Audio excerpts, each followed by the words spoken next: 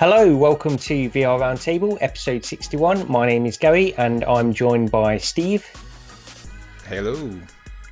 And Anthony. Aloha headsets. And Chris. Hello. Hello.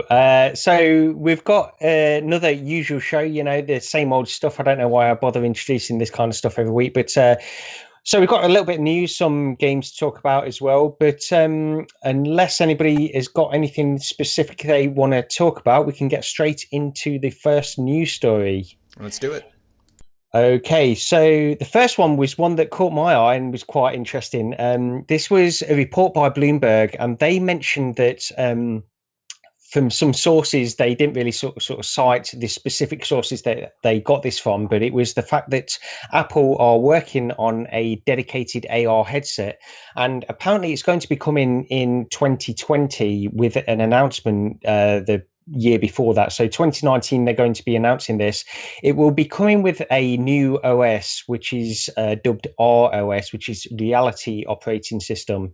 And, these are all rumors and sort of speculation and things that are coming out of this report, but it's interesting. And, Apple have been heading in this direction for a long time. We've got AR Kit now, which is sort of the very, very first step into this world of AR that Apple are exploring. I'm really interested in this. We're seeing some of this stuff come out around the same time as another headset, which is the Dakri. I don't know if anybody saw this, which is sort of trying to emulate the form factor of standard glasses. Far more closely to standard glasses than HoloLens, which is more of a headset. The Dakri headset, it's augmented reality. It's got a very narrow field of view, the same as the HoloLens, but it's doing a similar kind of thing to what I think Apple are aiming for in 2020. Now, the Dakri headset is sort of $5,000, so it's not a cheap device or anything like that. Now, I would imagine that Apple, when they release this, they want to release it to consumers, and it will be far closer to what consumers' expectations are in terms of price. But yeah, this is all coming out during this past week, so it's interesting stuff. Steve, I'll go over to you first. I know you saw this. What do you think of this? Honestly, I haven't paid too much attention to it. I don't think that much of it. It's a relevant news story because it's Apple, and we know we want them working in this space, and we want activity happening, but as of right now, I think it's way far out. It could be many years, and they haven't really announced it officially, of course, and so I really don't have much to say. It's Apple, and let's do it. Yeah, it is. It's all rumors and speculation, so it's difficult to really have too strong an opinion on any of this stuff. But I think it's interesting, and there were patents that Apple sort of revealed. Well, they didn't reveal them, but patents that were released a while ago, where Apple had these devices where they were more or less the form factor of just standard glasses, and they were connected with a tether to sort of a separate processing box, which is how this Dakri head glasses works as well. So it's all interesting stuff, and I think we're gradually moving towards this. Anthony, what do you think of this?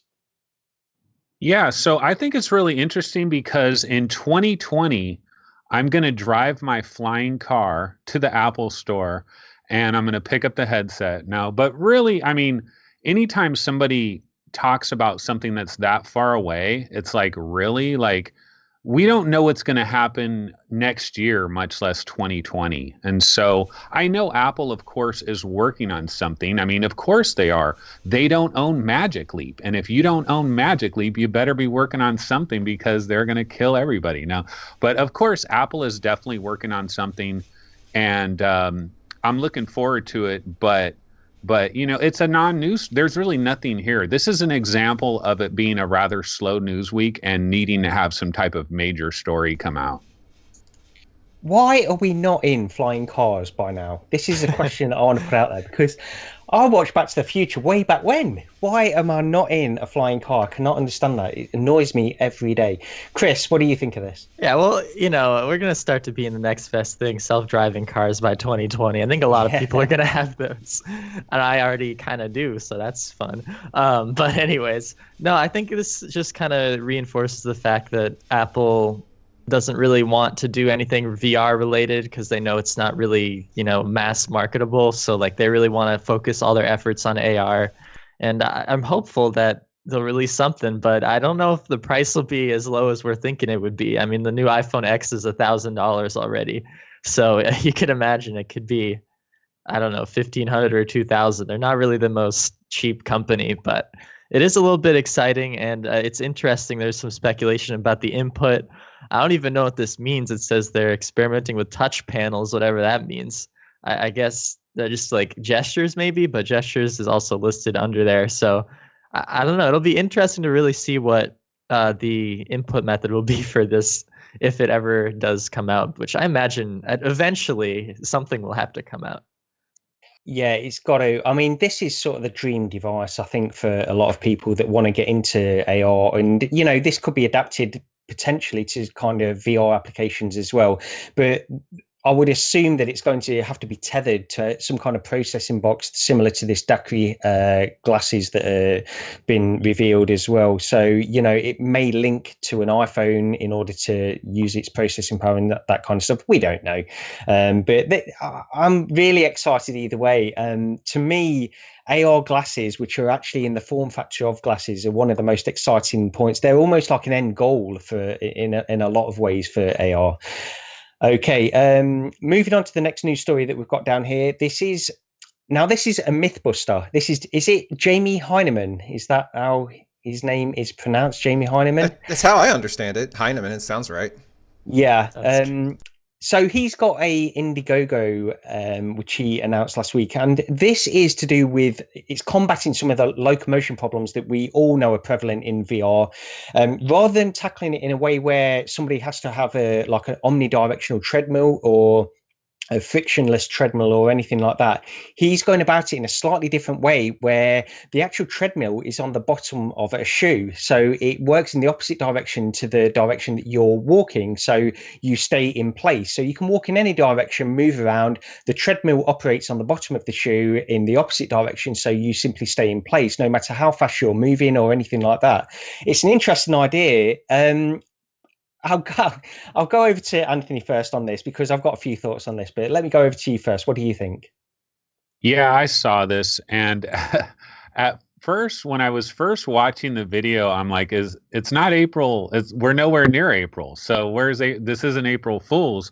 But I'm watching the video. I'm like, okay, wait, these people are really serious about this. And the idea of wearing some type of special shoe that is going to actually go backwards, so you just basically stay in the same place. I mean, I get the concept. It's actually kind of brilliant in a way, but I would imagine that the finished product is going to be like $400 per shoe.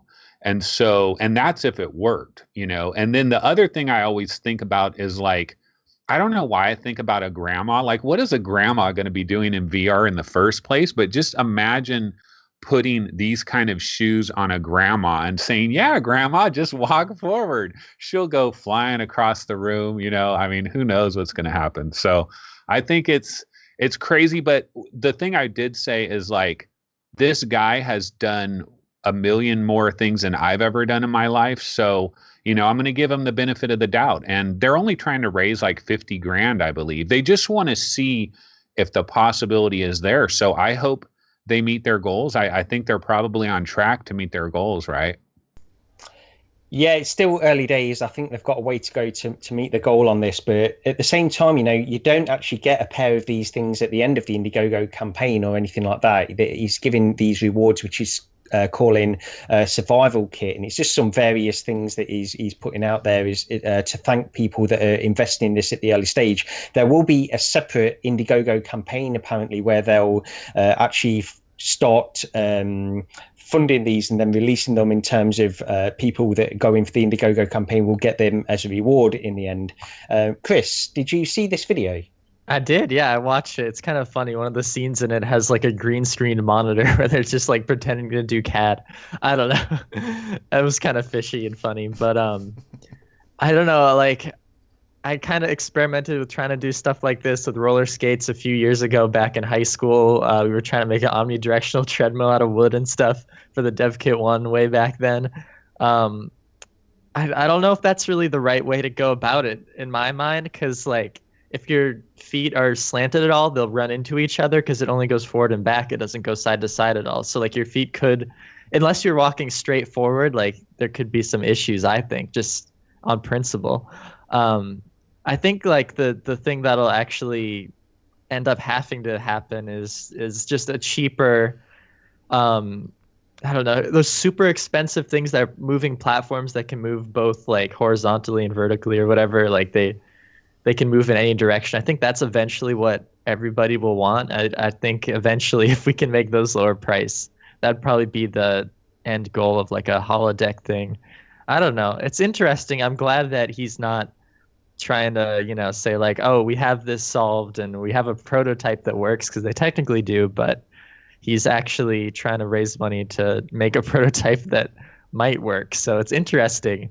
I don't know. I feel like if you're on your 7th prototype and you're not getting anywhere, it's a little bit of an issue, but we'll see.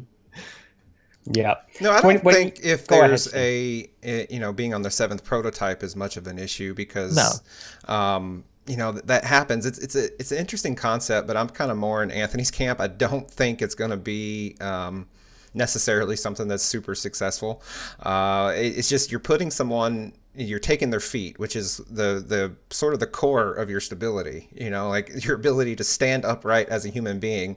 And then you're putting goggles over their eyeballs, and then you're putting something else underneath their feet. Like, I don't see how this musters as a safety. Like, I don't see how it passes the what do they call it, the very basic of test to be a consumer product. And it's very interesting. And we all know locomotion is a problem in VR. We know that it needs to be solved, or there may be some kind of secret sauce solution that's yet to be discovered. But I remain very, very skeptical of this possibly being it.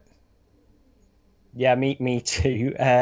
To be honest, I think you're being generous. Absolutely. I think this is sort of insane. When I look at the video of this, it just seems crazy, and he's going through. If this was anybody else, I mean, if some random person just came up with this IndieGoGo campaign, I wouldn't give it the time of day at all. The fact that Jamie Hyneman from Mythbusters is doing this, it sort of gives it some kind of weight, I guess. But at the same time, you just think, and they mention this in the video where they talk about the amount of pressures that are involved on all these tiny motors and things like that are going into these shoes. I just can't see in a practical way how it could possibly even get close to working, really. But maybe it can. And you know, they've put a lot of work into this, so they've got a better idea than I ever will whether this is possible or not. Although they do say in the video as well at the same time, you know, that they're not certain this is even possible, because they are pushing the laws of physics in terms of what they can make to even attempt to do this. So it's interesting, and you know, if it works, I'll be first in line, definitely. Yeah. Okay. The next news story we've got down here is, this was a little bit, well, I don't know how to take this one. This is the fact that EA have now acquired Respawn for as high as $455 million.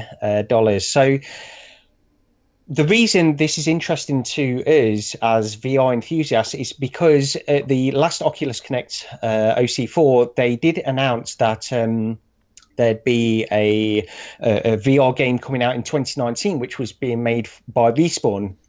So obviously anything that could potentially affect that is interesting to us guys. So EA, the fact that EA have purchased Respawn sort of throws up a few questions really to anybody who reads that headline, because we don't know the impact on VR of the VR game that they're developing. Now, they have come out and said that there won't be any impact. You know, they're going to carry on making this VR game, and it will be released as scheduled in 2019 for the Oculus Rift. The problem is EA are a company that have sort of got this reputation now of buying up other smaller developers and then closing them down at a later date. So it's a little bit disconcerting. Chris, I'll go over to you first on this. What do you think? Yeah, I don't know. It could be good or it could be really bad.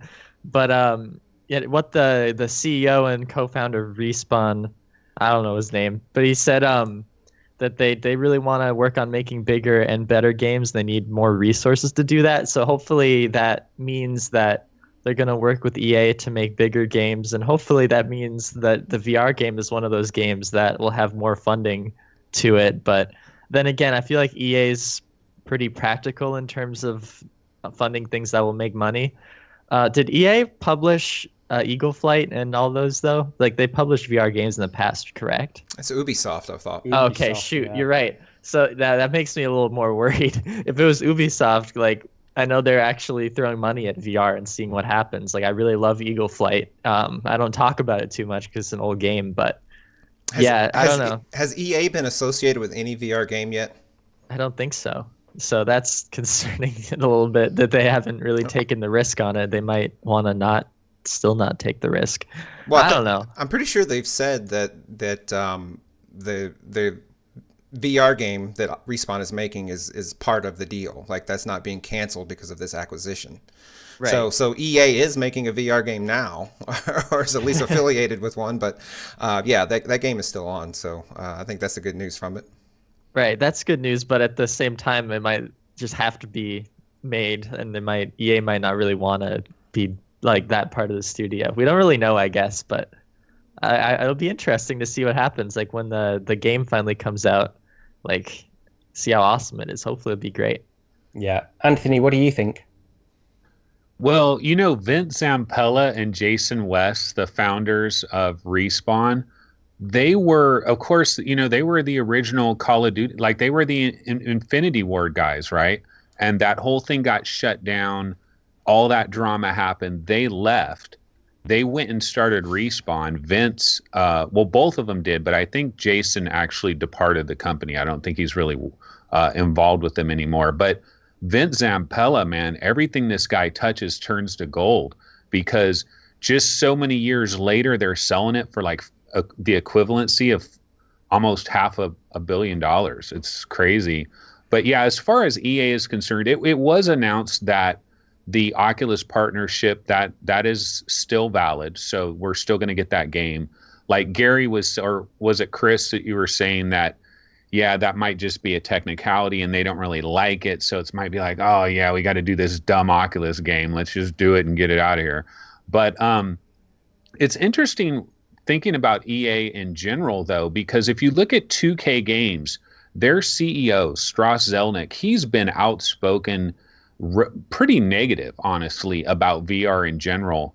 And yet they're still doing the LA Noire. They're dipping their toes in the water.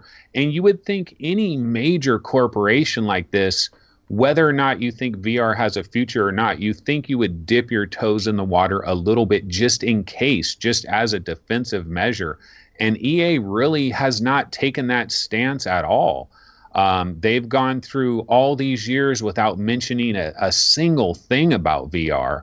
The only thing they've done in VR really was the deal with Criterion Games and the Star Wars, the little Star Wars thing that they did for Sony. That's it. And so, hopefully this will wake them up. Maybe if this, whatever game they are working on with Respawn for Oculus, maybe this game could be a big hit, and then it kind of snaps EA out of it. Because I tell you what, the thing that I would love as a gamer, I like football games, and I would love to have a Madden where the Madden is like taking place right in front of my, like I'm looking down upon the field of Madden and little characters are running around and they're right there. And I'd love to have that. And EA is the only one with a football license that could do it with actual real NFL teams. I'd love NBA 2K as well. I'd love to see a basketball court where it's just right there and I'm seeing the players run around in front of me. But again, two different companies that really aren't on the VR bandwagon. Yeah. I have a feeling that this game is probably further along. I think it's a long way off, but I don't think it's just some, very early days proof of concept. I don't think Oculus would have kind of came in and inked that deal with very little being shown. I think Respawn has enough of a core concept shown, and I think it's going to be a good game. Like I have a lot of like, I don't want to say trust, but that team, and we don't know just how much of that team is staying in place, but that team has shown that they can make a fun game. Now, Call of Duty did get kind of dragged through the mud from Infinity Ward, and Titanfall, like, it's a good game. It didn't quite get the success that Call of Duty did, obviously, but it's still a really good game, really fun. Like, it's hard to like trash the game. So they have a very good track record. Like, it may not be perfect, it may not be flawless, but I think the core of what they do and what they've shown that they, kind of worst case, it'll be like a mid 80s type game. Like, it's not going to be just this piece of trash likely. And I'm speaking basically purely on their history, but when they can produce solid results over and over and over and over, you have to think that they could keep that trend going. Yeah. I agree. Although, I mean, the only thing that's a little bit concerning for me with this acquisition is the fact that EA have recently closed down a company, Visceral. Okay, now they were working on sort of a Star Wars game, and the thing about it is when they closed that studio down, they said that they wanted to focus more on sort of multiplayer games as a platform kind of games, the way the industry is moving. They seem really focused on just sort of maximizing their profits in terms of just going where the industry is at the moment. Now, we're all told all the time how VR really doesn't have any money in it in terms of development, game development or anything like that. So it's concerning to hear that from, it's concerning to hear that EA have purchased this. Now, the thing that's probably encouraging is the fact that I don't know this deal with Respawn. Before this purchase was sort of finalized, I don't know whether Oculus paid Respawn to make a VR game or whether Respawn were making a VR game and then went to Oculus and said, can you help fund us? There's differences, and whether we'll get this game or not, they're saying we will, but people can change their minds. They're not going to come out and say immediately after this purchase that they're closing down this VR game immediately. But, a few months down the line, I think it has the potential to be that case. However, what I will say is if this deal was struck with Oculus have paid Respawn already in order to produce a game, then I think they're sort of contractually obliged to fulfill that agreement, and then we will get the game. I'm not as confident as possibly some of you guys that we will actually end up getting this game based on what EA do. But then again, it could be the fact that they are contractually obliged, so they have to deliver this game. I think that's definitely the case, right? Like, if EA had purchased Respawn without Oculus kind of being a third-party partner in that equation, I'd say the odds of the game being canceled are probably much, much, much higher. But the fact that there is some legal continuity there, I think it gives the game a much, much higher chance of seeing the light of day. Like probably 2 or 3 times fold opportunity of it seeing the light of day. Yeah, but it's just like, I don't know, it's just like when Marvel has to renew a license, like they just make some crappy game really quickly just to make sure they meet the requirements of the contract and move on. Like if it's a completely revenue-based company, that's what could happen. So hopefully that doesn't happen. That would be definitely terrible for VR, just some random crappy game from like a AAA studio, but hopefully that won't happen. Does anybody think it's Titanfall VR? No, they said that it isn't. They did, and it's not Star Wars related either. This is a 2019 game, so once again, I don't know why we care that much when it's not going to be around for a while. So, is it really that big of a deal? No, it's not at the moment. Yeah, I agree. I do think it could potentially be important. Just the fact that it's Respawn, and this is if they're announcing this at OC4 this far ahead of when it's going to be released, this is sort of there's a lot riding on this game. I think from certain points of view, not necessarily for us, but for people looking at VR from the outside in, I think it could be an important game. That, and we would have been talking about Fallout 4 for probably as long a time period. That's true. Yeah. Okay. The next, couple of news stories really. This is a little bit of bad news again. Just some delays, not necessarily bad news, as we know. It could be a good thing for the quality of the game that is eventually coming out. But LA Noire, the VR case files, has been delayed until December. So yeah, that was supposed to be coming out on I think it was the 17th of November. So it's been delayed about a month. We've not been given it a final date on that yet, so we don't know the exact date in December it's going to be coming out. But also on the PSVR front, Supermassive Games have delayed the Inpatient and also Bravo Team. They've been delayed into 2018. So the Inpatient will now be coming out on January the 24th, and Bravo Team on March the 7th. So a couple of delays there. It's, I'm looking forward to, from a personal point of view, the LA Noire is really sort of intriguing to me. I've never played that game on a flat monitor or anything like that, but I'm really interested in trying this in VR, and it's one of the ones alongside something like Fallout or Doom VFR. This is one of the games that I'm really looking forward to. Anthony, what do you think? Yeah, so the LA Noire delay, it's interesting because on the reaction to this delay, a lot of people are like, oh, yeah, okay, this is great. It'll make the game better.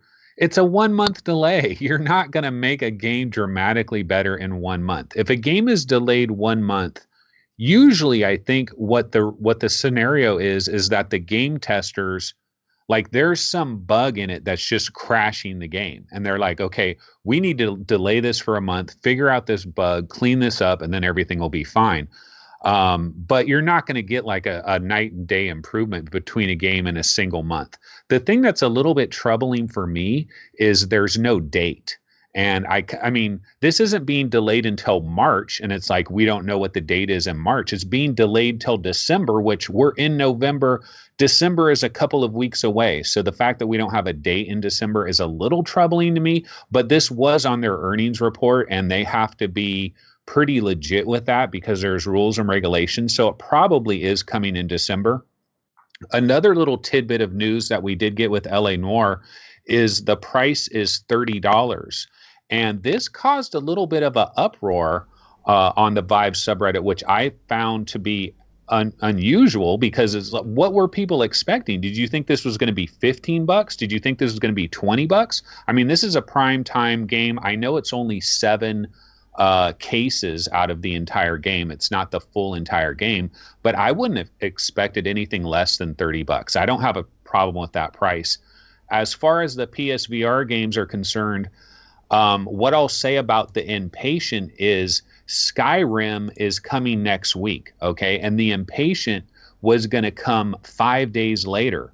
And the reality is that the hype level for the Inpatient just wasn't there. If you go to the PSVR subreddit, this is before the delay, nobody was talking about the Inpatient hardly. Everybody was talking about Skyrim. So I think this could almost be a marketing delay, which I know no one wants to hear about that, but in the business world, you do this sometimes. Sometimes you're like, okay, you know what? This isn't getting buzz right now. Let's just delay it into a little bit later in January. Then the game can breathe, it can sell, it can get the proper amount of buzz. And if you've seen videos on the Inpatient, this looks like Wilson's Heart, but maybe better. And so I think it looks like a great game. Bravo Team, I don't have much of a take on Bravo Team, but it got a relatively significant delay. This is one where you might actually see a little bit of improvement because I have a number of months to do something with that. Steve, is there anything in particular out of these 3 games that you were looking forward to?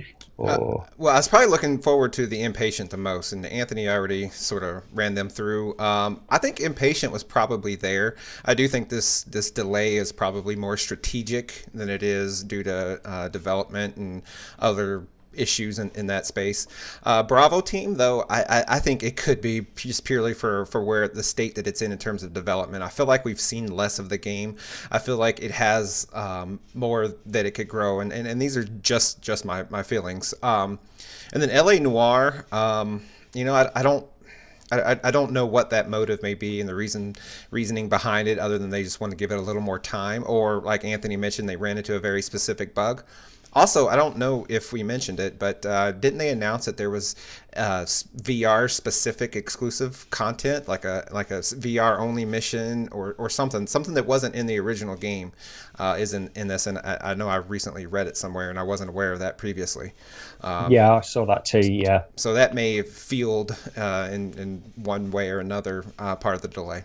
But for me, Hey, you know what? the one I'm missing the most, though, is going to be the Impatient. Like, I think I would have stopped playing Skyrim for that. Like, that's the one I was looking forward to the most easily.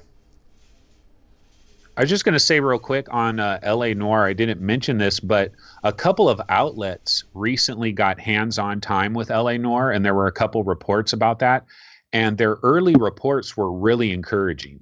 I didn't read too much of it because, like Gary, I completely missed LA Noire, like the flat version. I never touched it. So this is a dream come true to be able to experience it in VR and have the whole VR thing as well. But they were talking about the fist fights, because sometimes you get into fist fights, and they said that when you're in VR doing the fist fights, it feels a lot better than the regular game doing fist fights. So it sounds really cool. Yeah. Chris, are you planning on picking up LA Noire when it's released? Yeah, probably. It sounds really good. I like you guys. I've never played the original LA Noire, but sounds like doing that. That's just that type of game sounds so fitting for VR that like you gotta get it. Yeah. It's never really appealed. I don't know if it's appealed to me or not. I've never really paid much attention to it.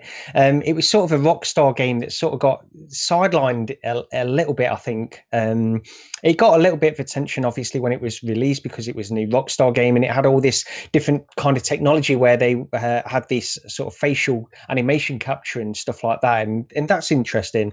And it's just been released on the Switch and, they're bringing out all these different versions of it. So I think this is one of the most anticipated games for me now, along with Fallout 4 VR. So, yeah, I'm definitely going to be picking that up in December. Okay, let's get on to some smaller news stories we've got down here. The first one, so there was some news that came out about a new demo disc for the PSVR. I'll probably pass it over to one of the PSVR guys on the show because I think Anthony, you and Steve have both tried a couple of the demos on this newly released demo disc, which actually contains demos for Moss, The Persistent, Star Child, Job Simulator Still, Starblood Arena, Thumper, E-Valkyrie, Res, Fantastic Contraption, Raw Data, Battlezone, Tiny Tanks, and Tiny Tracks, and Dino Frontier. So yeah, I'll pass it over to you, Steve. So last year when the PlayStation VR came out, they had this demo disc, and the demo disc had 10, 11, 12, 13 games. And it was a very good demo disc because you got to try just a pretty wide swath of the initial launch games. And for someone that was just getting a VR headset and really maybe didn't know what to expect, this demo disc like really let you sink your teeth into some different types of experiences and make some purchase decisions. So Sony is being very strategic now here fall, 1 year later after release. They have Skyrim coming out. And they've decided to create a second demo disc, which is sort of timed in a way with the Black Friday sales that are coming up next week, and it's just all kind of coming together, I think, in a very nice way to give them some additional oomph and a little propulsion into the market. And this new demo disc, what really makes it special, I think, is that it lets us try these games that are not coming out till next year. So we are able to try The Persistence, Moss, and Star Child, as well as Dino Frontier, which is a game that I personally hadn't played. And so it's a fantastic idea, lets people get to sample some things, but also lets the fans that have had the headset for a year, that have been chopping at the bits to pick up Moss or whatever, can give it a go. And I think it's worked on me because I'm really looking forward to some of these games after I have played them. And if it's working on me, that I have to think it's working on everybody else. Anthony, what do you think? Yeah, sorry, I had my mute on. Yeah, this disc actually, a physical version of this disc is packed in with the Skyrim bundle that comes out the same day as Skyrim on the 17th. And so as somebody that buys a new PSVR for Christmas, they open it up, they have a physical disc that has all these demos on it, they can install it. But it's good for existing PSVR gamers where we can just go to the store and download it. And the good news is we were actually able to download it early.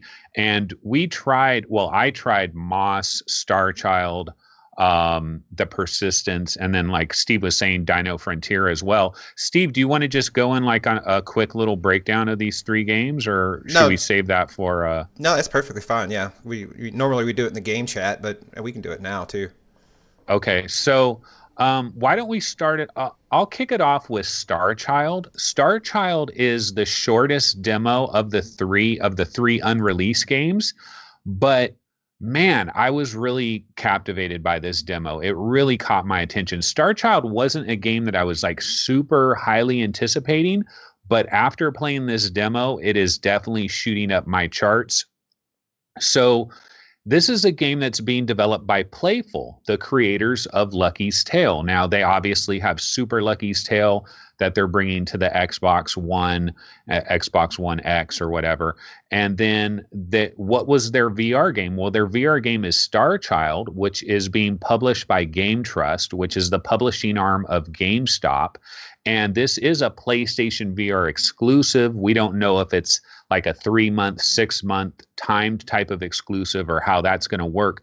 But when you get into the demo, when it first starts out, you're like on this alien planet and it's almost like Mars, and you're looking at a landing space where a ship would land, and the ship comes flying over your head, over that way, and you're just looking forward here, and then it curls around and it hovers down in.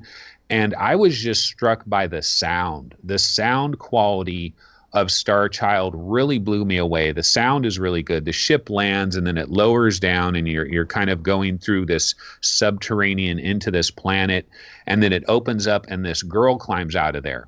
And then it becomes a platformer, and it's kind of like a new Super Mario Brothers style platformer where the game is basically 3D, but you're controlling the character on like a 2D plane. So all you're doing is moving your character left and right. You can jump up and down.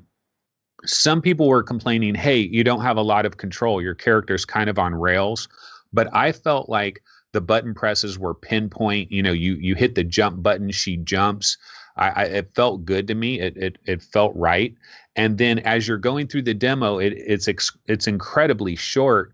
But the world of Starchild is beautiful. I mean, there's all these things that are flying around in the air, the sounds that are being made, just the atmosphere. And then there's like some creatures that come up upon you really close in your face. And the clarity is just crystal clear. This is one of these games where if people talk a lot of smack about PlayStation VR and they don't think it can compare with the Oculus Rift and the HTC Vive, put them in this Starchild demo. Let them see for themselves how clean and crisp. Part of this demo looks better than anything I've seen on the Rift or the Vive in terms of just pure clarity of the image. Steve, what do you think? No, like you, this was a game that I remember seeing in the E3 announcement, and I was like, oh, okay, I like the developer. The game looks somewhat interesting, but it didn't really grab me. But after playing it, it's something about it. It has something. It's like a charm. I can't put my finger on it exactly what it is, but it looks good. It feels good. It's responsive, like you say. I did notice the left-right limitation. There were times where I wanted to kind of bring the character you're controlling, the girl. I kind of wanted to move her closer to my face, just so I could get that sense of full traversal. But other than that, there's still a lot of depth to it. Like you would think that a side-scrolling game where you're just kind of locked in those 2 dimensions, but no, there's still a lot of depth to it, and they play with scale. One of my favorite things about a third-person platforming game in VR is the ability for the developer to play with scale. And in this game, you got big, giant robot-type creatures, and there's certainly no spoiler. That's been there since the launch trailer, and just that sense of scale and just the way it feels. And I think so. With these demo discs, there's no real certainty if they have PS4 Pro modes or not. But we're going to talk about another game in a minute. And I went straight from that game into Star Child, and I immediately noticed that it just was so much sharper and was so much more vibrant, and I absolutely loved it. And I really look forward to the game. Yeah, it's drop dead gorgeous. And the other thing about it too is like you're controlling this little character running around, but she stops at these little terminals and you hit the square button and then she kind of like goes over to the terminal and then you get control of this little drone and you kind of hover the drone around and you connect these cables which powers up something. Like in the beginning she has to power up these stairs so that she can climb up, but then later she powers something else up that ends up saving her. And the sound is I thought the sound was incredible. The sound design was just, man, I was really impressed with that. Another one we could talk about is Moss. Now Moss is this little mouse character. This is by Polyarch. And this is a game that was supposed to come out later this year. It did get delayed, I believe, till February 27th, or maybe just February in general. And Moss, the interesting thing about Moss, it's a platformer. You're controlling this little mouse, but you also have this ball, like this hovering magic ball that you control with your controller. It's kind of like your controller is this ball. And so what you have to do is it's an interplay between the mouse and you, and you'll control the mouse. Quill is the mouse, and you control her and move her around, and she can fight. There's sword combat, and she's jumping around and stuff like that. But then you also take control of this like magic ball where you can move something, raise something up so that then she can get up to a higher level. And then in the combat sequences, you have to battle these bad guys. And what you can do is you can have the moss, you can have the mouse Quill run over to where your little magic ball is and kind of run behind it. And then you take your magic ball, you put it on the enemy, and you can kind of like control the enemy and hold the enemy. And then you take control of the mouse and you start slamming the enemy with your sword, and you can take out the enemy like that. And really what it is, it's this back and forth combination of controlling the mouse and then also being the guy that's helping out the mouse. And it's kind of cool because in a lot of VR games, you're probably going to be one or the other, and the other one is going to be automated. But in this one, you're both. You play both roles. What did you think, Steve? Again, I'm going to just pretty much back up what you said. The big gameplay element of Moss is this back and forth dichotomy where you're controlling the mouse with your thumbsticks. And at all times, you don't have to go back, like press a button to switch between the control modes. Like both modes are active at the same time. So with the thumbsticks, you're controlling the mouse while you're also raising things up. And it's this instantaneous, always active dual control method and the whole dichotomy of it. And I think it's really, really, really good design. A few other things, though, that I don't think you really got to is in the very beginning, the mouse kind of comes into the scene. It's in the woods, and you say it's a she. I thought it may have been a he. I couldn't tell, but she climbs over a couple branches and whatnot, and then you come to some water, and in the water you look down and you kind of you see your reflection in the water, and you clearly are some sort of like spirit being or something. So you are I guess an embodied something, and that's kind of something I always focus on in games is am I a quote unquote ghost, or am I a quote unquote just fixed camera angle? But in this game you are an embodied spirit of some sort, because they make it very clear to show that to you very early on, and I think that's going to kind of play into the narrative or the story in some way, when we do get to dig deeper into this game. Yeah, one of the cool things too is there's like a lot of there's some puzzles in this game. You actually are going to have to use your brain and kind of think out some of these puzzles. The demo that they gave people for this demo is actually pretty long. You can play this for a while, so you get a decent taste of the combat, the puzzles. Man, there was something else I was going to say about it, but part of it is like when you play Tiny Tracks, one of the things they do with Tiny Tracks is they wrap these tracks around you so that you're playing right here, you're holding your controller, but the tracks are kind of wrapping around your physical body almost. And one of the things that they do in Moss that's kind of similar is some of the puzzles you'll be looking down at Quill, the mouse, and it'll be right here. And it's anytime I'm like looking down, like right here, like right around me, it's like this effect where it's almost like I'm interacting with little holograms, and it's just really cool. I just think it's cool, and the animations are really good. Quill is a she, and she makes little grunts and stuff as she's climbing and jumping up. It's the game just it's almost like a Disney game or something like that. It just has that magical quality. Like if you're a 9-year-old kid, you would absolutely fall in love. I mean, I'm going to fall in love with it regardless, but like if I had like a 10-year-old kid, oh my God, this would be perfect for them. Yeah, it looks really good to me, actually. Just the trailers that I've seen of Moss, it looks fantastic. There was another game, I think you mentioned, The Persistence. Did you guys want to? Yeah, I'll go ahead and cover The Persistence. So it's a first-person game. I really don't know the whole backstory, but this demo is, I think you could play it for quite a while. I actually actively stopped, whereas with Star Child and Moss, I got to the end of the demo. With Persistence, I just stopped. But it's sort of horror-y, sort of zombie-ish, but also in space. Kind of has somewhat of maybe a less scary Dead Space vibe to it somewhat. But it plays real well. It's another very polished game. So Sony was very intelligent, I think, in releasing these demos, because they're all very solid. And this game, though, of the 3 unreleased games, is probably the one I think I liked the least. There was something felt a little off about it, but it's still very, very good, and I'm very much looking forward to it. It's a really struggling to describe it, though. It's you're just on a ship, spaceship, and you have to collect these stem cells. You can kind of harvest them. There's items everywhere. It's very much like a PC game in the sense that there's just loot everywhere. I didn't really notice loot from killing anything, but there's a lot of lockers and lots of doors and lots of things to just open and interact with.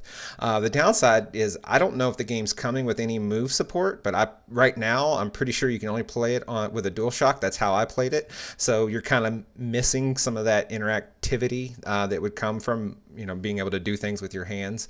But all in all, it looks good. Hopefully could get it a little bit sharper. I didn't feel that it was too sharp, but it may be that, like a lot of these demos, they don't have a pro mode enabled. But it's another game to look forward to. Anthony, what's your thoughts on this one? Yeah, I mean, it's very much going for that Dead Space vibe. And as a huge Dead Space fan, I really appreciate that. It's not gonna, it's not Dead Space VR. I wish it was. But the biggest problem with The Persistence, I agree with Steve from the standpoint of these 3 unreleased games. This is definitely the lowest one on my list. But the biggest problem with it is what Steve talked about. It's the controls. And so when you're in The Persistence, you have an arm here and an arm here, and they are just fixed. They're permanently there, okay? And so if you actually had move controller support, then you could see your arms moving around, but you don't have move controller support as far as I can tell. You use a DualShock 4, and in Resident Evil 7, you're using a DualShock 4, and you're not controlling your individual hands, but your hands move around a little bit more. In this game, your hands only move when you're like shooting a zombie or you're actually doing something, but any other time, they're just permanently set like this. And I could not get over that fact. Like, it just kept bothering me as I played the game. And the game is very much like you look with your head, like you're looking over here, analyze that, look up there. And it's very head. What do they call it when your head is like locked into everything? Face aiming is what. Yeah, face aiming. You're doing a lot of face aiming. If this game had move controller support where you really had individual move controller support, oh my God, it would free up the game so much. And the atmosphere is good. You can teleport, but you only can teleport like 8 feet. And the little, like, your helper is like, you haven't teleported in the last 2 minutes.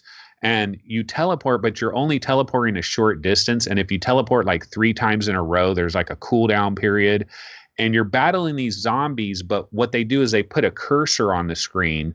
So you aim with your head aim again, you aim the cursor to the zombie's head, you get your head shot or whatever it is. The zombies, the characters, like the enemies that you're battling, they look really good. There is some good graphics in there. The clarity might not be there, as what Steve was talking about, but the atmosphere is good. The sound is good. I really wish it had move support, but I think for them to do that, they'd probably have to almost rework the entire game. So I don't expect that's going to happen. But it really kind of depends on what all these 3 games are being priced. As far as like, if this is like a $50 game, I don't know if it's going to work for me. But I mean, all 3 of these games, the one thing that both me and Steve could say after playing all 3 of these games is Sony is bringing it, man. That's one thing that this demo disc is showing.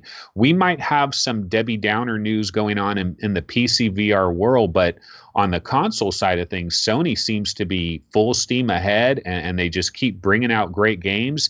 And this is a really good demo disc. A Dino Frontier, did you get a chance to play that, Steve? Yep. So I'll go ahead and talk about Dino Frontier while we're on this breaking format mode here that we're in. But Dino Frontier is a game, I don't know, it came out maybe 3 months ago. And it's a title that I never got to. And I've talked about in the past how we can't get to every title. But who's the developer on that, Anthony? It's the people who did Wayward Sky, isn't it? Yeah, Uber Entertainment. Okay, and I really like Wayward Sky, so this is their second VR game, at least their second VR game, if not more. And what Dino Frontier is it's a strategy game, but it has a kind of a cute theme to it. It's dinosaurs in the old Wild Wild West, and you have to just, you're building your town, and you collect resources, like many strategy type resource games of this nature. You're collecting resources, and then you're using those resources to grow this, build this. You build a wood, I can't think of the name of the equipment in a place that kind of processes the wood that you chop down. You build a saloon, you build like a restaurant type of meal preparation things, and then bandits show up. You have to combat the bandits. So it's you're micromanaging multiple people. The better you do, more settlers want to come and kind of settle down in your wild west frontier town, and more of them that come, then that's more that you have to micromanage. And it's all done with move controls. And one of the best things about it, is that it looks really, really good. It's kind of simple graphics, but very vibrant, very colorful. But it also, you get to kind of free play with the world. And Tethered, which is a game that came out at launch, and a game I really, really liked and put a lot of hours into, it got an update to do the same thing.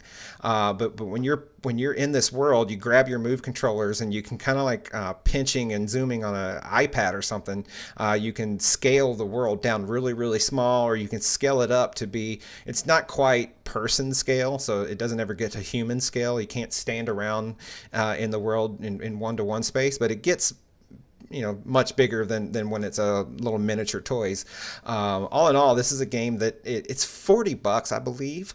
So it's a little on the high side. I'm not ready to jump right in and pay that price right now, because we got so much, with Skyrim and everything coming out. But if I find myself next spring or something in a little bit of a lull and looking for something to play, it's something I think I might want to go back to. What do you think, Anthony? Yeah, this is a great demo for them to have out there, because I think it's $30, but I'm not positive. But what Steve was talking about, you take the move controllers and you hit both move buttons and you just go like that, and you make the world bigger. And you do this and you make the world smaller. And then you can aim your move controller out like this. You hit the move button and you pull it closer to you, or you push it further away. And the interaction of that is just spectacular. It's like, doing that, it's like, oh my God, these fools really killed it with this. Like, you zoom in on the saloon, you can see your little people running around. They're doing all kinds of things. You can zoom it back out and make them smaller. You grab the little wood pieces and you put them in. You grab the food stuff and you put it in your food area. The one problem I had with this Dino Frontier is the controls are very ambitious. There's a lot going on with these controls. They're using the move controllers to do a lot of things. And some of the controls, like, I had problems. I don't know if you ever encountered this, Steve, where you're grabbing one of the little villagers, and you accidentally have like the other button pressed at the same time, and you're trying to like drop the villager over there, but you're like moving the wrong way, and you're like, damn, what's going on here? The controls got convoluted for me, and it's not any problem with the controls. It's just that you have to remember, like, oh, now I need to let go of this button if I'm doing that. And then you need to hit that button if you're pulling the world, but make sure to let go of the button if you're trying to do something else. So the controls for me got kind of convoluted. But what I saw from this, if this game was $20, I'd probably just buy it right now, because it really is very impressive. Beautiful graphics, really clear, really crisp. Wayward Sky on PSVR is one of the cleanest game engines on PSVR. Like, just looks really good. And this one looks really good as well. Really good sound, lots of little special effects, and kind of that Old West kind of sound that is really, really nice. Yeah, it really does seem like there's a lot of good stuff coming out on PSVR. Just from like the news that's been coming out the past couple of weeks, I'm gonna have to pick one up. Yeah, it makes me want other companies to do like a demo disc or something of like upcoming titles. Like if Oculus did some upcoming titles thing with little demos, I feel like everyone would jump on that and be excited. I don't know. Well, demos are not something new. Obviously, we can download demos to lots of games on Steam. What I think works here specifically better is because you launch into this disc. Now, some of the loading's kind of janky, how they handle it, but you launch into this demo disc, this collection. This is not 13 different demos that are just sitting out as individual files on the main menu of my PlayStation. They're inside this other thing, so you go into it, you're like, I'm going to sit down and I'm going to play 5 demos back to back to back to back. And I think that has more of an effect rather than going to Steam and saying, okay, I'm going to go download the demo to Dimension Hunter, and it's only that demo, and it's just this thing that's kind of intermixed with my library. It's a very intelligent way, and I think it has a better effect because of it. Yeah, I mean, like, I don't know, if Oculus had like a coming this year, like, app you opened and then it had all these cool demos, I feel like that'd be super awesome.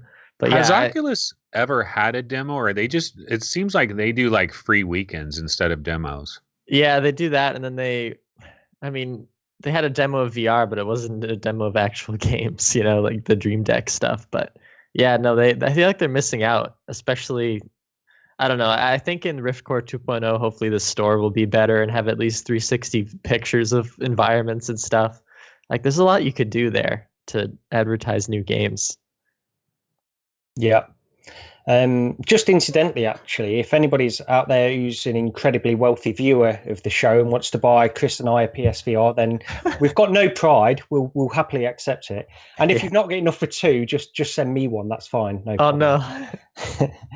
Okay, just leading on from that last one then. So with PSVR, we've got some more PSVR news. This is Skyrim. And Anthony, I think you mentioned this before, because they've got a PSVR bundle with Skyrim now. And also the interesting thing about this is they've got some TV advertising. I think it's must only be over there in the US, because I've only seen this sort of on YouTube and that kind of stuff over here. But it's pretty interesting. It's I don't know if it's sort of selling Skyrim VR a little bit too highly. I don't know if you guys have seen this. Chris, have you seen this advert for Skyrim VR?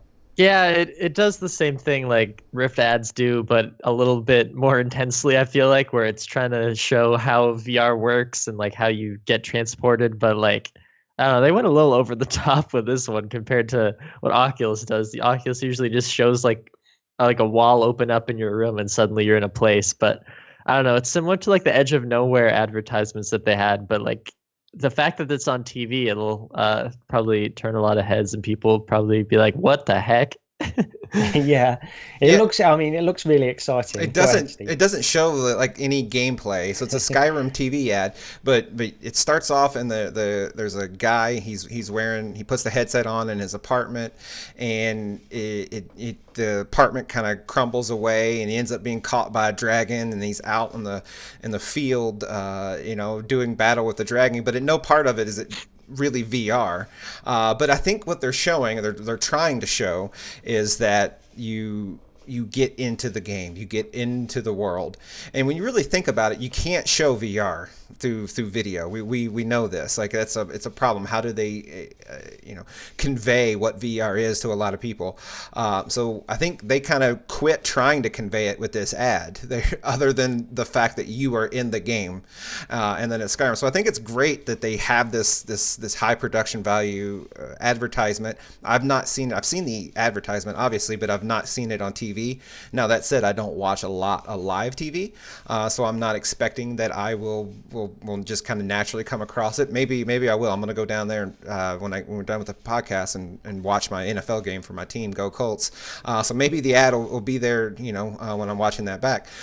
So all in all, it's good to have the advertisement. Skyrim is picking up a lot of buzz. Like it went from, it seems like really, really fast. It went from being this thing that from all the early demos that I wasn't excited for, and a lot of people were kind of bashing it. And then all of a sudden, out of nowhere, 2-3 weeks out, new demos come out. People are like, holy crap, they fixed all the problems. It's a good game now. Now you have the, we're going to get into it, but hell, I'll go ahead and say it now. The Black Friday deals you can get starting next week. We're recording on Sunday, the 12th. But starting the week of Thanksgiving, I believe it is, you can, all of Sony PSVR bundles, and the core headset is $100 off. So you can get a Skyrim PSVR bundle with the game, with the Move controllers, the camera, and everything for $350, and that's a really good deal. So they're putting so much weight behind this. Again, we've talked about the demo disc. Like I'm pretty high on Sony right now because I think they're doing a lot of shit right, and kudos to them. Anthony, have you seen this advert on TV yet at all? Yeah, I have seen it. You know what? It reminds me of the Batman Arkham VR ad that they had last year, where the guy was like on his carpet and he sunk into his carpet and he fell into Batman's cave. I'm guessing the same advertising company did both ads because they're both letterbox. They're very similar in a lot of ways. And that Batman Arkham VR ad, they ran that a lot last in the fall last year, and of the Star Wars one as well. Those were kind of their big commercials last year to kind of say, hey, PSVR, if you want to get it, it's out, and kind of pump it up. And I think this Skyrim ad is going to be the same kind of thing. Honestly, I wasn't that impressed with the ad, to be honest with you, but it does remind me of the Batman Arkham VR one. Okay. Yeah, and just as Steve mentioned then as well, there are a few Black Friday sales that have already been announced. So over in the US, you can pick up a Rift bundle for $350. And there are some various discounts on PSVR. I don't know the specifics of any of those discounts, if I'm being honest. Can anybody shed any light on these? I can tell you that Target, one of the best deals is Target. Now, this is a doorbuster, and I believe it's Friday. Like, you would have to wait in a crazy long line. I've done this before. It can be a nightmare.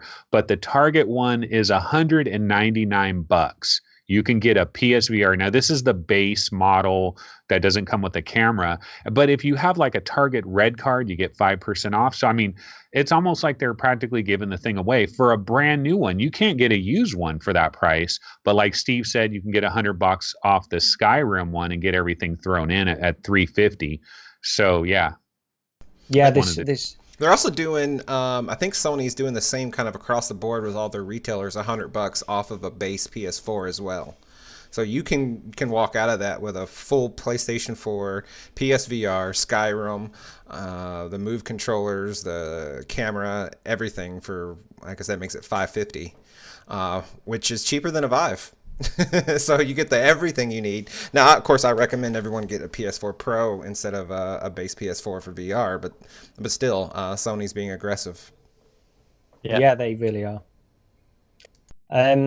Okay, so we can get on to the next thing, because the Samsung Odyssey was released last week. I think it was last week anyway, but we're getting a lot of reports out of people that have picked this headset up. So this is the Windows Mixed Reality headset. It's got the highest specification of any of the Windows Mixed Reality headsets out there. And it's getting pretty positive reports, actually. This seems to be the one to go for if you want to pick up a Windows Mixed Reality HMD. You want to get the Samsung Odyssey if you can afford the extra, I think it's around $100. So you get some controllers in there as well. Chris, I'll go over to you first on this one. What do you think of the Samsung Odyssey? Does it interest you at all, picking it up? Yeah, I mean, not really for me, but I think for people who like traveling and demoing VR, it makes sense. Like, I'm sure it has all the same issues that Steve brought up in the past, other than being slightly more comfortable. I just thought it was really interesting that it has different controllers that are more ergonomic, because the ones I tried were pretty boxy and not very comfortable. These look kind of rounded out, and they're made by Samsung. So it's weird how Windows gave Samsung all these additional, like, they're like, oh yeah, you can make the controllers a little bit better, and like there's a lot of enhancements to it, I think. Yeah. Anthony, Steve, do any of you guys, I mean, I know, Steve, you've got some experience with Windows mixed reality headsets, the Dell one in particular. What do you think? Is the Samsung Odyssey worth jumping on board with? Well, it's hard for me to say. And honestly, I was so kind of underwhelmed by the Dell unit that I have not paid super close attention to the early reports of people's impressions on the Samsung unit. For me, the big deal breaker was the size, the diameter of the lenses. And that's not something you see in a spec sheet. They list the resolution and the panel type and blah, blah. But no one actually says the lenses are 2.5 inches in diameter. They're 4 inches in diameter, or millimeters would probably be a better way of stating that. And if the Samsung unit has the same diameter lenses that the Dell unit has, it's just as much a deal breaker. Like to be in your main field of view and see all the distortion all the way around your periphery is just not acceptable. The PlayStation doesn't do it. The Vive doesn't do it. The Rift doesn't do it. These shouldn't either. That said, I don't know that the Samsung suffers from this. So because of that, I'm kind of taking anything that anyone says, unless someone specifically addresses this, I'm taking anything they say kind of with a grain of salt. I saw some early reviews of the Samsung Odyssey, and the reviews I saw actually did not. It lowered my thoughts of the Samsung Odyssey. It didn't raise them. It actually lowered them, because this one guy was saying, first of all, he was saying the headset is hot, that you put this thing on, there's lots of leather and stuff, and it just makes you hot. And he said, if you're the type of person that sweats a lot, you're going to be sweating like crazy in this thing. One of the other negative things that he said is, it does have a bigger field of view than the other Microsoft headsets by a small margin. But he said the way that it sits on your head, the screens are too far from your eyes. And the only way he was able to get it where his eyes were close to the screen is to wear it in an abnormal way that is not comfortable at all. And then this guy ended his review by saying, the most comfortable of all the mixed reality headsets is the Dell. And I'm thinking, wait a minute, this is the one that Steve got, and he wasn't happy with the Dell at all. And this guy's saying the Dell is the most comfortable one. They did say that the screens of the Samsung, the OLED screens, are better, but not necessarily this night and day difference from the other Microsoft heads. Honestly, and the headphones are not very good at all. This guy said that the Oculus Rift built-in headphones are better. So really everything I heard was pretty freaking negative, because the field of view is bigger, but you got to wear it wrong to get the field of view. So it all sounded kind of bad to me, to be completely honest. Yeah.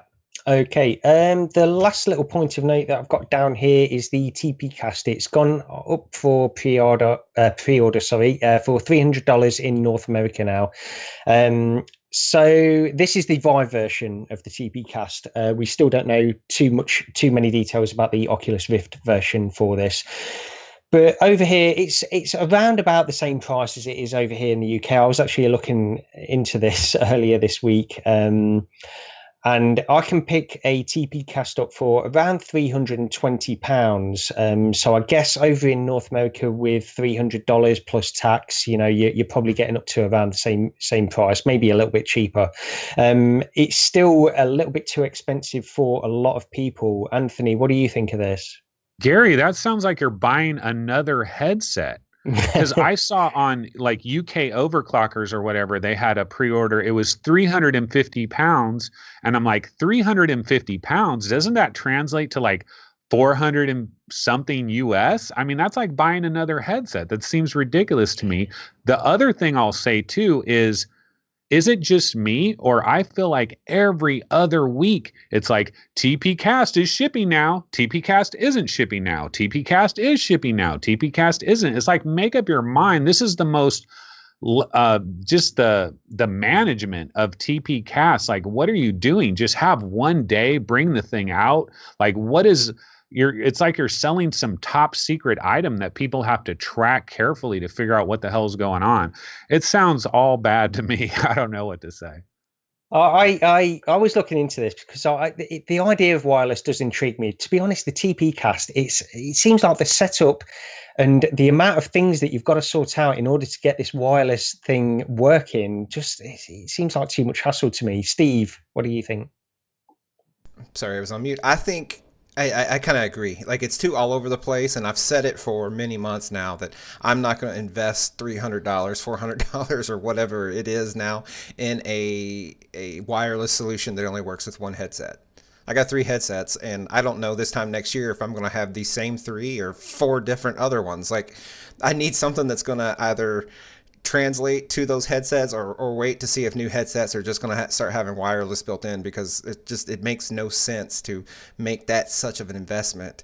And honestly, at this point, the wire doesn't bother me as much. I think I'm doing less wall-to-wall room scale. Like, I'm not playing a chair in the room anymore. I'm not playing a lot of the games that I guess I don't feel the cord as much as I used to. Like, this time last year, or even earlier back into last summer, like, the cord was this constant nuisance. Either I've just gotten better and somehow it's become like lizard brain. I know how to step over it and it just doesn't bother me much anymore. Or games are just somehow not making me move around as much. And I kind of believe that it could be the latter, because if you think about it, there's a focus now that games have to have smooth trackpad, touchpad locomotion. And if that's the case, if you think about it, you're not teleporting. So the whole concept of teleporting is you teleport and then you walk away a little bit from your teleport within your room scale space.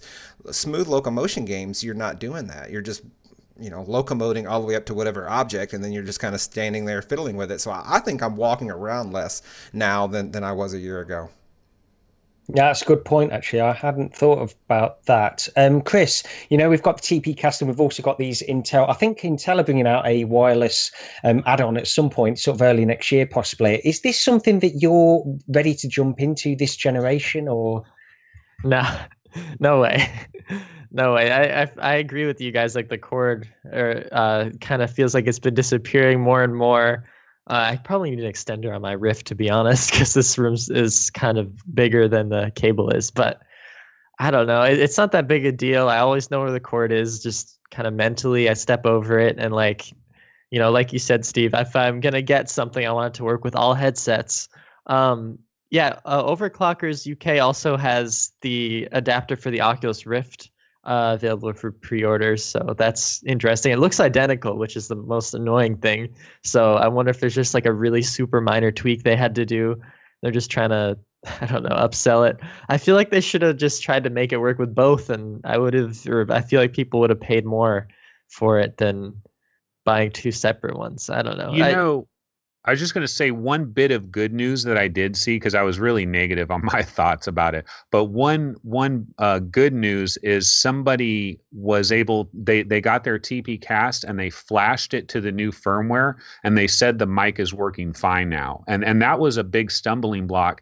And then what Steve is saying, like, he hasn't played many games, just play Racket NX and you'll want the wireless real bad, real quick. Because Racket NX, you will get twisted around in your cord like you will not believe. Yeah, it seems like games right now just are trying to avoid that mostly. So once wireless is standard, then I feel like those games will exist. But until then, there won't be people releasing games like that. I don't know. It's weird because they're aiming for like the enthusiast, but the enthusiast is going to have multiple headsets already. They're not going to want to buy multiple wireless adapters. So it kind of misses the mark, I think.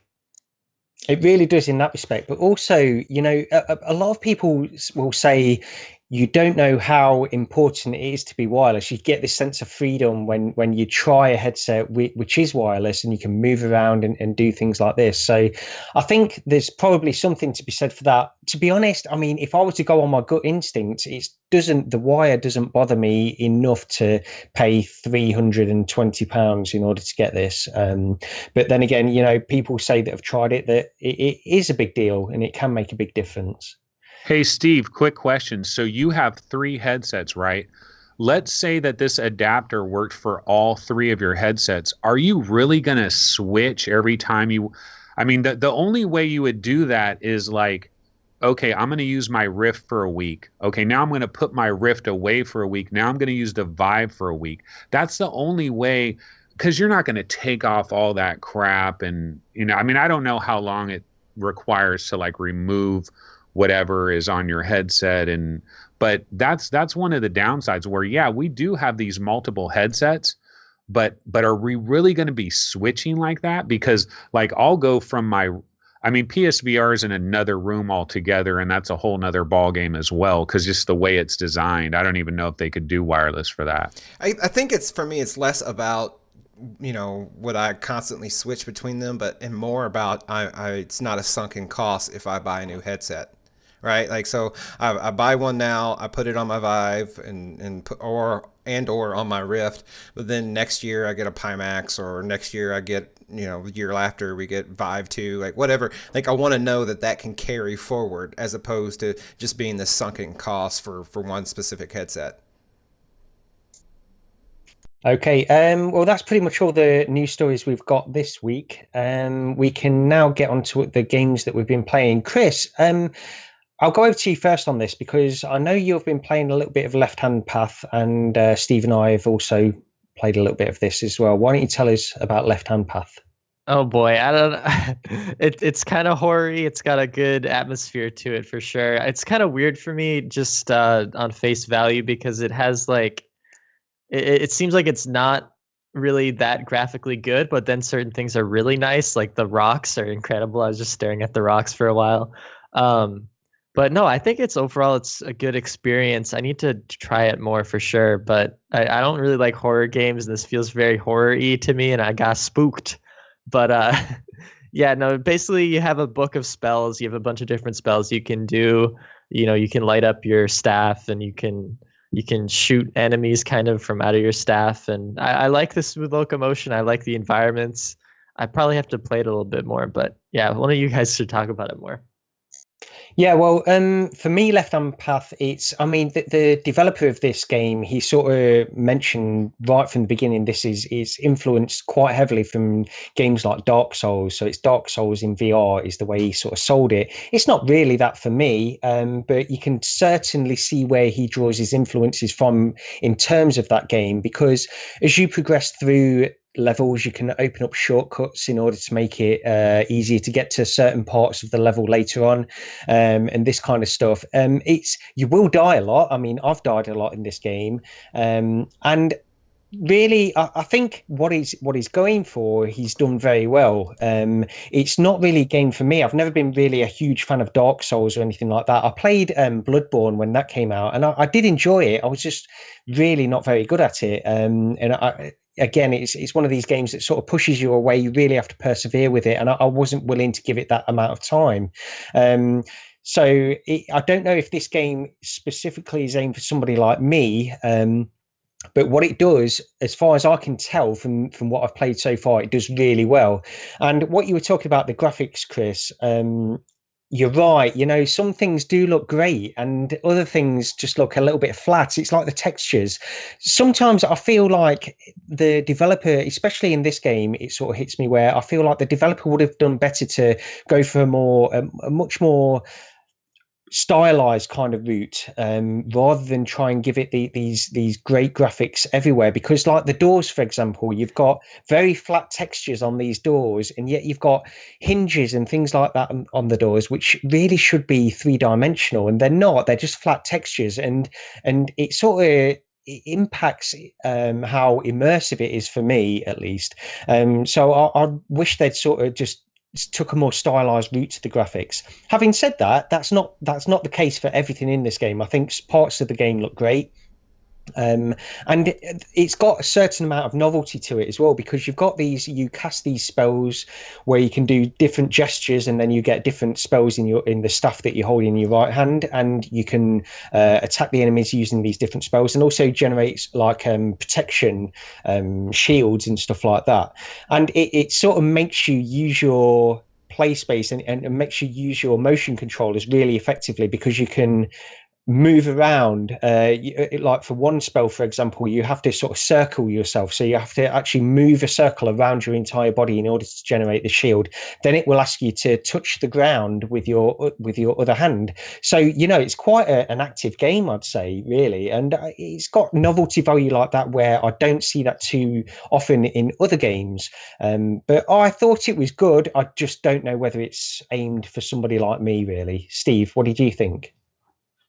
Well, I think, I find myself agreeing with you guys so much on this episode. So everything you said is right. Like it's a very well-made game, but it's a well-made indie game. And that kind of shows. And that's not to kind of slam on it, because the developer's done a very good job with obviously limited resources compared to Crow Team or something like that. Graphically, you were talking about that, Chris. I think the graphics are good in an Oregon Quarter kind of way.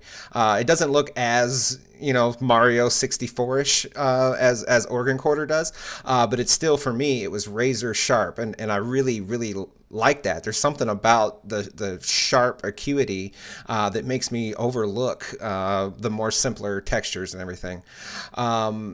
The big thing I think about the game that sets it apart, and as you mentioned, Gary, the developer has kind of said that they were heavily influenced by Dark Souls and whatnot. And I really like the Dark Souls games. I really liked Bloodborne. I didn't necessarily feel it from those games have a gameplay element to them that's very specific and it is very original, and I think that's why those games were very successful. This obviously doesn't have that, being in VR and being first person. I think the inspiration though is from the mood, the atmosphere, like you say, opening up, the shortcuts, the challenge that the game gives, which are all very, very good things. One other thing I really liked about it is just that everything's gesture based. This is like what Soulkeeper VR I think was trying to be from a functional aspect. If you could take those guys from Soulkeeper and these guys and kind of pair them up, one does the aesthetics and the other one does the actual functionality. I think they would have complemented each other fantastically. So it's, oh man, I forgot to look at what the price is. I think it's $30. For me, it's coming out at a the update. So this game's also been out for like a year, but this is kind of the major update, the developer taking it to its final version. So it's kind of hard for me personally. It's hard for me to recommend at the price based on just how loaded we are with everything else coming out. I think it's maybe 6 months too late. If this had come out in, I don't know, April or something, in a much less crowded market, I think it would have gotten a lot more buzz. Yeah. Just before I go over to Anthony on the game you want to talk about, I just want to mention this in line with the left-hand path, because Karnage Chronicles is a game that I went back to just very recently. It had a big update a couple of weeks ago. And I just wanted to mention this because it's in some ways a similar kind of game to left-hand path. It does things differently, quite radically differently in some ways. But, it's an RPG and you're going through... but Karnage Chronicles, it had a update where it added some sort of quests, so you've got quests in there now. You've got an inventory, you've got NPCs that you can interact with and speak to, and like the opening of the game is quite different to how it was originally. To me, this is really much more of my kind of game, and I guess it's because partially because the combat is not quite it's difficult, really. That's the kind of game I am. I don't want something that is too much of a challenge where I get frustrated with it. I feel like I will get a little bit frustrated with things like Dark Souls and Left Hand Path. But Karnage Chronicles is just more of my kind of game, and I'm really enjoying that. So I just wanted to quickly mention it. It's very, very polished, and if you haven't tried it yet, definitely give that game a try. Anthony, I'll go over to you next. What do you want to talk about? Okay, well, basically, I have two games that I could talk about. I have Adventure Golf VR, which is a new release, and then there's Heart of the Emberstone, which I finally finished. So, do you guys have a preference on? I finished Heart of the Emberstone as well, so we can go there. Okay, so why don't we talk Heart of the Emberstone a little bit? And there may be some minor spoilers if you haven't finished it, but I mean, I'm not really going to get into spoilers, so probably not. But I'll just say Heart of the Emberstone. Man, this game has been a difficult game for me because when did this game came out? It came out like October 18th, right? And I'm doing this website VR game rankings. I'm supposed to review games, and I'm supposed to do it in a timely manner. And typically you're supposed to have your reviews ready like as soon as you possibly can have them. And I haven't had a review for Heart of the Emberstone until just recently. And it's because I couldn't get a grip on this game. I couldn't decide whether I absolutely loved it or I just kind of hated it. I kind of had this love-hate relationship. And the reason why, basically, there's a number of things that I think hold back Heart of the Emberstone. Number one, the loading. Now, I don't have an SSD. And so if you have an SSD, maybe the loading is not bad at all. So that might be my personal problem. But the loading, there is so much loading there. Like just when you start up the game, it loads forever. Then you get into the game and you see this little pedestal where your Walkman is, and it says Heart of the Emberstone. You walk over there, you put the tape into the Walkman, boom, another loading screen. And so just loading and loading and loading. The other thing that I didn't like about it is there's a lot of backtracking. Like you're going from one area to another.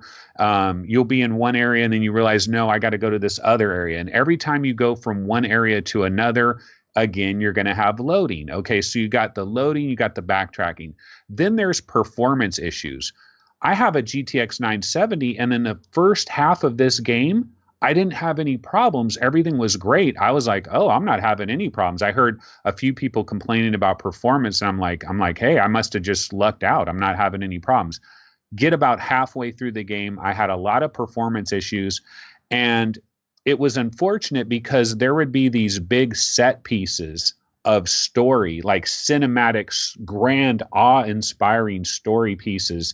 And that's right when I would have the performance problems. Like anytime it was doing some grand, incredible thing, I would start to have frame drops, and it would show me like the Steam loading screens. So I would have that problem as well. And then the fourth problem I had with this is like the arbitrary puzzles. Now it's a puzzle game, so you're going to have puzzles, and some of them are going to be arbitrary. But I was banging my head because the way that I play these games is I don't go to the internet. I don't look at walkthroughs. I don't want to do that. I want to just continue to look around. I have the headset on. I don't want to take my headset off. I have my headset on. I know the puzzle must be solvable. It's in this room somewhere. I'm looking around at everything in the room. They have these little tablet things that you can pick up and you hold it, and it has a lot of tips and tricks. They have the books. You open those up, and it's a really cool special effect, and it'll talk about the story and stuff. And sometimes there's some tips in there. But a lot of times I was playing this game and I was just trying to solve a puzzle, and I just was stuck. And what I do is, F it. I'm going to go play another game. I'm going to close out of this game. I'm going to go play another game. And so that's what I did with Heart of the Emberstone for like a couple of weeks, is I kept dealing with these puzzles. I'd get past a puzzle, a new puzzle would arrive that I would get stuck in. Now, it sounds like everything I'm saying is negative about it, right? But the reality is that I gave this game a 91, okay? I gave it a 91 because it does so much. If this game didn't have any issues, this would be right there with Robo Recall. It would be right there with like Arizona Sunshine. It'd be right there with Super Hot, right there with Vanishing Realms. This Lone Echo, this would be one of like the 5 or 6 best VR games we have, period, if it didn't have any of these little issues. And even with all of these little issues, I still feel like it is a must-play game. It's $29.99. And I still think it's a must-play game because you get into certain parts of Heart of the Emberstone where it's like an Indiana Jones. It's like Indiana Jones or something, like in space. You're visiting these like old temples. Everything is gone now, but there's holograms that show you the story and just the special effects. Just going up an elevator, you have that little crystal thing. You take your hand, you put it in there, and then you go zoom, and then zzz, the sound design is incredible. 3D audio, powerful audio. I give a lot of love to it's Cloudhead, right? I always get Cloudhead and Cloudgate. There's like a bunch of different studios that all kind of have the same name. But man, I mean, it's a love-hate relationship, but overall, I'm very glad that I played this game and I finally finished a game in VR. I don't really finish things very often, so that was fun. Steve, what were your thoughts? Well, not only did you finish the game, you finished it before us. That almost never happens too. But hey, well, I'm not as hard on it as you were. Like I think I ran into some performance issues. So one thing I don't know. A lot of people don't know this. I didn't know it till more than halfway through. But if you go into Steam and you opt into the beta, it unlocks the Oculus runtime version. Like, I don't know why it's not a pop-up when you like launch the game. Why they do it differently. So you may get, if you're playing on a Rift, you may get some of the performance issues. You may find that it's more efficient playing that way. Either or, as I got later in the game, I did start seeing more performance issues, and I think ultimately that boils down to them coming up on a deadline. All right, they finish the stuff later, perhaps later in the development cycle, and it ultimately has led to being slightly less optimized. But things were more complex as well. Like one thing where I really felt the performance issue was the door opening mechanic that you get from the very beginning. Well, as you progress and towards the end, you're doing some very complicated ones, and I had some frame hitches, and that will really screw you up really bad on those segments, because as you drag your little hex thing that comes off of the top of your hand, as you drag it through those puzzles, it has a sort of a magnetized delay, like it's a half second behind where your hand is pulling it through, and any kind of frame hitches there really kind of manifest as an annoyance, because it's already somewhat complicated, but then dealing with that.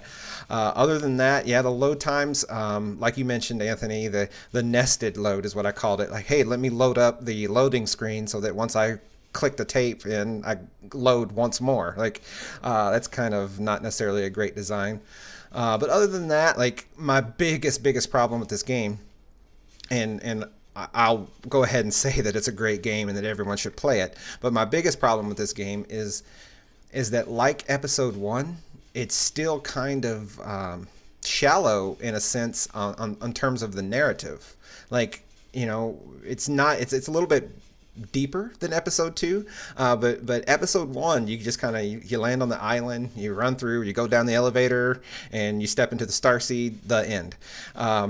Episode 2 is I'm not going to spoil it, but there's really not as much to it, or there isn't much to it. It's more involved than Episode 1, but it's still kind of left me feeling very much like a cliffhanger on a TV show. Like, oh, that's it. Now I don't know what's happening, and I'm going to wait another 18 months or whatever for the next episode to come out. So I think it's a systematic issue, because these are episodes. These aren't games. These aren't like playing...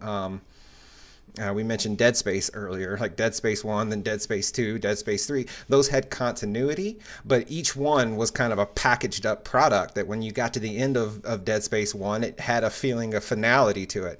Well, these gallery episodes, they don't have that finality. Like, they're very much open-ended when you get to the end of them. So I really feel that, and I'm a very narrative-driven person when it comes to the games that I prefer. But all in all, the production values are out the wazoo. I never got tired of the big giant, even though it could be repetitive. I never got tired of it. I was still kind of awestruck every time I was in his hand being transported from location to location. That's really all I have to say about that. It's a good game. I'll just say but at the very end, Steve, at the very end, I don't want to spoil it, but the door puzzles, like the puzzles that you get into at the very end, it's amazing, man. You have to you physically have to bend down. You have to look, you're guiding this little crystal and you're like moving it down. You're moving around in your 3D, in your actual play space. You have to get low. You have to move around.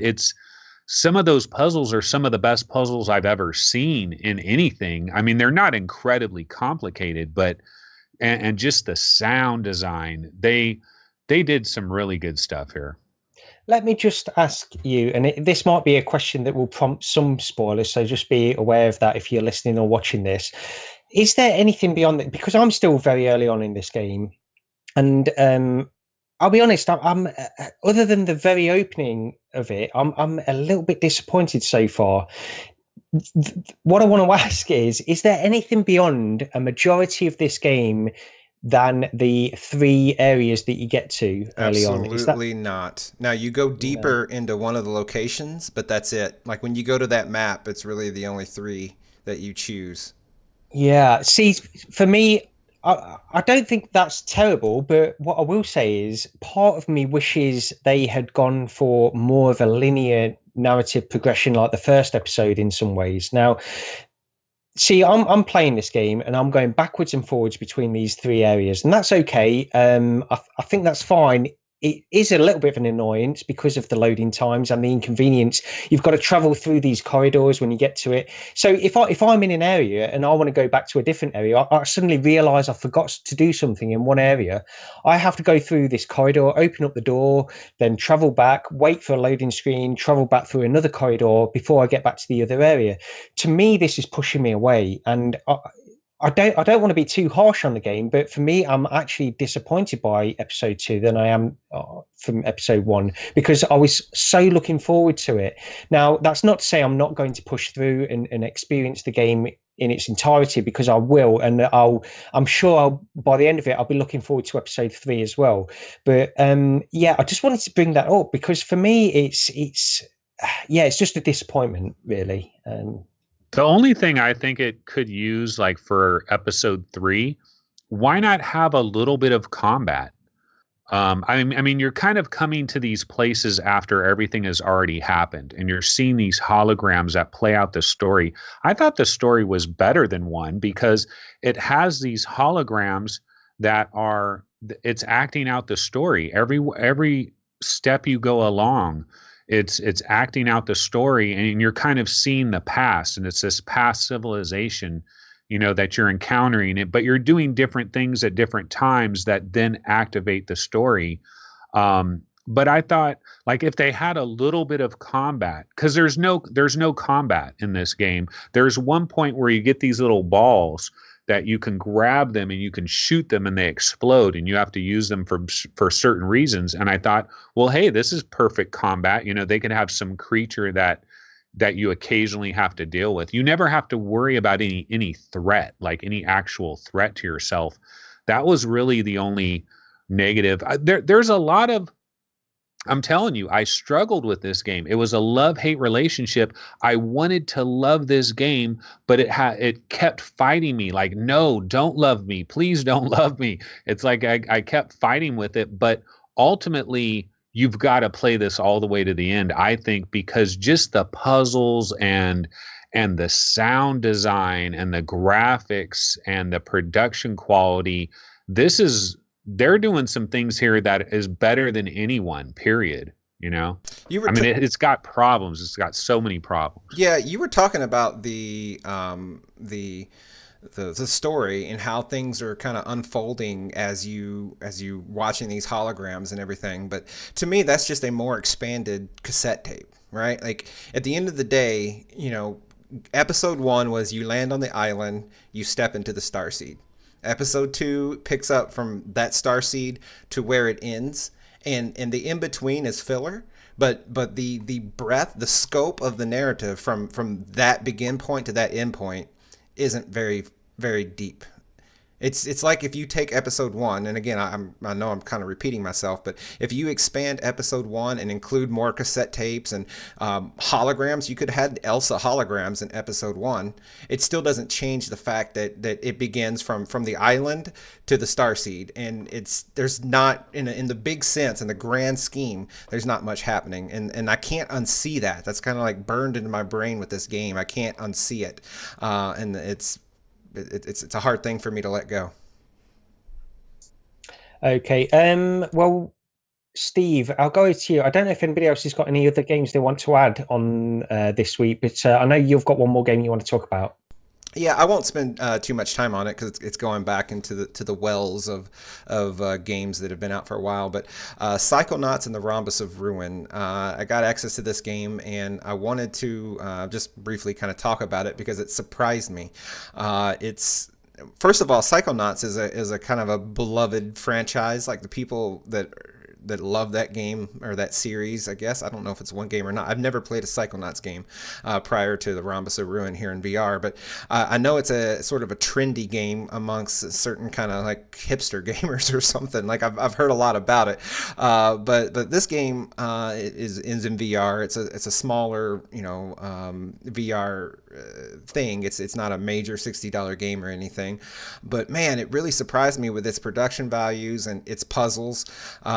It's in a way, it's not all that dissimilar from the gallery in the sense that the puzzles are just hard enough. You're not going to fly through them. This isn't puzzles that a 6-year-old can quickly solve, on their iPad. This is a game that made me, a very experienced gamer, kind of work to sort my way through it. But all in all, it's at the end of the day, like Psychonauts is a game where you have powers that where you can, via telekinesis and basically you can kind of transport your mind into someone else's body, and you step through that and solve these puzzles.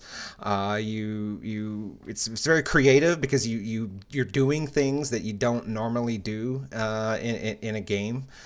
For anyone with a PSVR that hasn't checked the game out, it's worth checking out because it's doing things differently.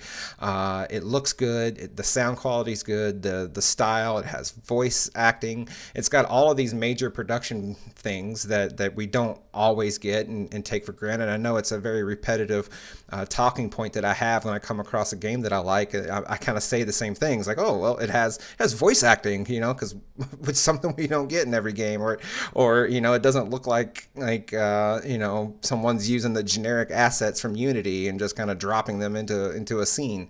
This game does none of that. It's a very fully featured title, and I forgot, like a dummy, I forgot to check what the game is currently retailing for, but it's $20, I'm pretty sure. Yeah, so the intro, that's one thing I did miss. The intro, like you kind of run through a quick tutorial segment, but then it has this intro opening credits, kind of like a James Bond movie, and it's very simple. It's kind of all black, and objects are kind of raining down very slowly and very colorful, but it has a just really good 3D effect to it. Check it out. It's $20 when you're looking for something. This one can be a good game to go for. Well, I guess that's pretty much it for this week. I think we can wrap things up there. Thanks for watching episode 61 of VR Roundtable. If you can comment on the video, like it as usual, and leave a review for us on iTunes, that would be great as well. But we'll be back next week as always, episode 62. So we hope to see you there. Thanks for watching. Thanks, everybody. Bye. Take it easy.